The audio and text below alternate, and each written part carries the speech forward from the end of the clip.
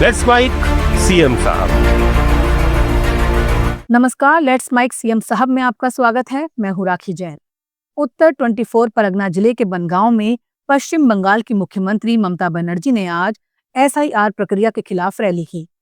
Rally को संबोधित करते हुए ममता बनर्जी ने आरोप लगाया कि एसआईआर प्रक्रिया के बहाने राज्य में मतदाता सूची में अनुचित छेड़छाड़ की जा रही है। उन्होंने कहा, यह अभ्यास लोकतांत्रिक अधिकारों को प्रभावित कर सकता है और जनता की भागीदारी को कमजोर करता है। मुख्यमंत्री ने लोगों से अपील की कि वो अपने अधिकारों की रक्षा के लिए एकजुट रहें और प्रशासनिक प्रक्रियाओं में पारदर्शिता की मांग करें। চিরকাল সরকারে কেউ থাকে না। 2029 বড়ই ভয়ঙ্কর। তোমাদের সরকার থাকবে না। শকুনি মামারা সেদিন কোথায় পালাবে এখন থেকে ঠিক করে জায়গা রেখে দাও। আমায় বাংলায় আঘাত করলে, কারণ মানুষকে আঘাত করলে আমি মনে করি আমাকে আঘাত করছে। আমাকে আঘাত করলে আমি সারা ভারতবর্ষ হিলিয়ে দেবো, এটা মাথায় রেখো। ইলেকশনের পরে আমি একটু দেশটা চষে বেড়াবো। तमिलनाडु के मुख्यमंत्री एम.के. स्टालिन ने 45 एकड़ में विश्व स्तरीय सुविधाओं के साथ तैयार किए गए आधुनिक पार्क का उद्घाटन किया और परिसर का निरीक्षण भी किया।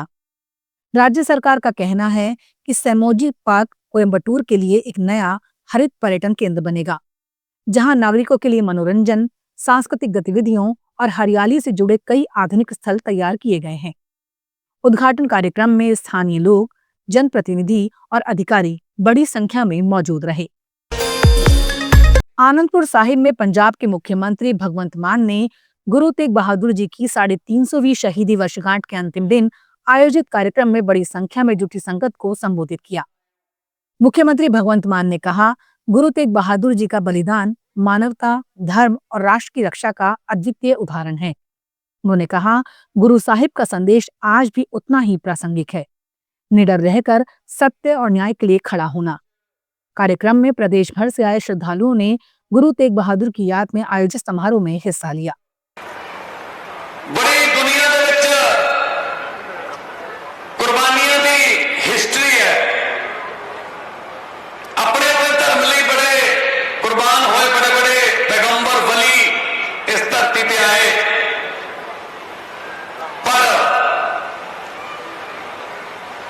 जो बलिदान दादा गुरु तेग बहादुर जी दे दादा जी गुरु अर्जन देव जी, पिताजी श्री गुरु हरगोबिंद जी, फिर खुद फिर श्री गुरु गोविंद सिंह जी, सरवंश पूरा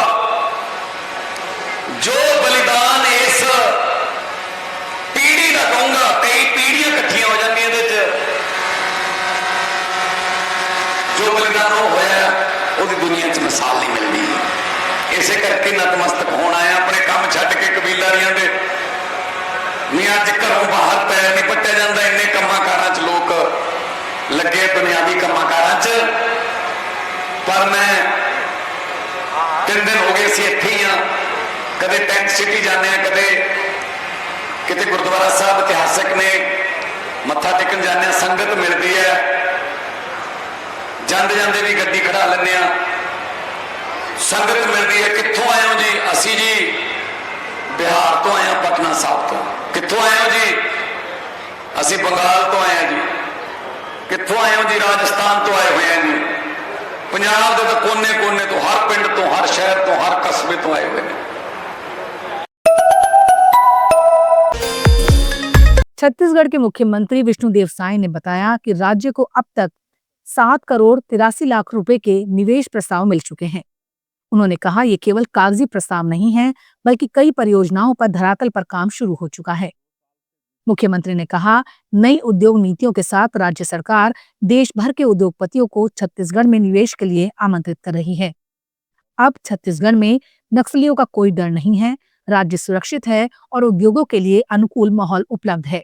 जी बिल्कुल, हम हर जगह जा रहे हैं, इन्वेस्टर कनेक्ट में उद्योगपतियों को आश्वस्त कर रहे हैं और वो पूरा देश अवगत है, आप लोग भी अवगत हैं कि अभी 2 साल से जिस तरह से डबल इंजन की भी सरकार है और माननीय हमारे देश के यशस्वी प्रधानमंत्री श्री नरेंद्र मोदी जी और देश के गृह मंत्री श्री अमित शाह जी, उनका संकल्प है कि आने वाले साल 31 मार्च 2026 तक पूरे देश से नक्सलवाद को समाप्त करना है।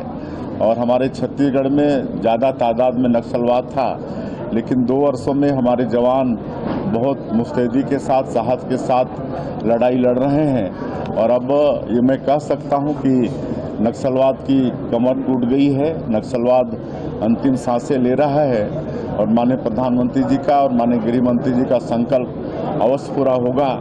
इसलिए फिर से आप लोगों के माध्यम से देश के सारे उद्योगपतियों को हम आश्वस्त करना चाहते हैं कि अब नक्सलवाद से कोई डर भय की कोई आवश्यकता नहीं है। वहाँ पर शांति बहाल करने में हम लोग कामयाब हो रहे हैं।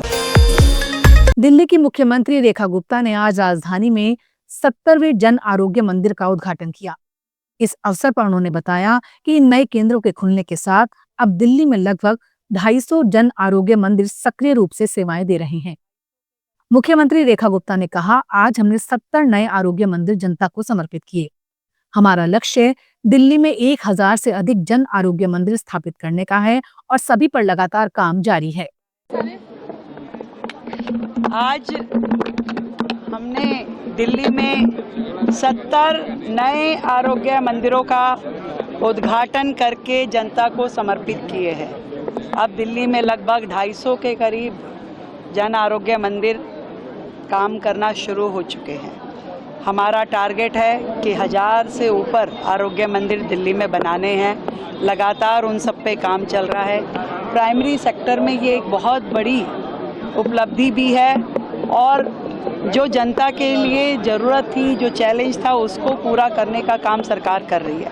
अनेकों सेवाओं से युक्त ये आरोग्य मंदिर आपकी लोकल हेल्थ केयर फैसिलिटीज़ को देते हैं, जहाँ पे वैक्सीनेशन, जहाँ पे दवाई, जहाँ पे हर प्रकार का प्राइमरी ट्रीटमेंट, फैमिली प्लानिंग और रिसोर्स सेंटर के रूप में ये सारे आरोग्य मंदिर काम कर रहे हैं।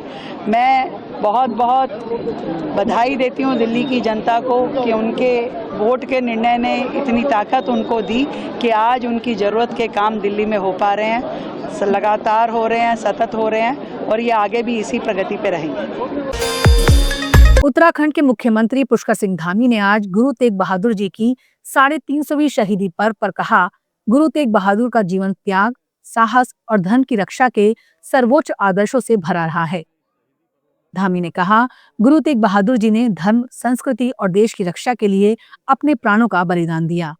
हमें गर्व है कि हमारी आने वाली पीढ़ियां प्रधानमंत्री नरेंद्र मोदी के नेतृत्व में उनके पराक्रम और संघर्ष से परिचित हो रही हैं।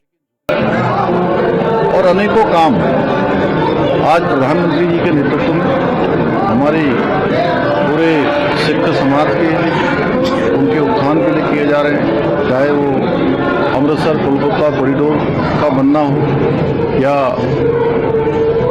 लंगर के लिए FCRA मुक्त करना हो, गुरु गोविंद सिंह जी के साहबजादों के उनके बलिदान दिवस को वीरता दिवस के रूप में मनाना हो, या गुरु ग्रंथ साहब को, पवित्र गुरु ग्रंथ साहब को अफगानिस्तान से वापस लाना हो, या 1984 के दंगों के जो दोषी थे उनको सजा देनी हो, या उत्तराखंड के अंदर ही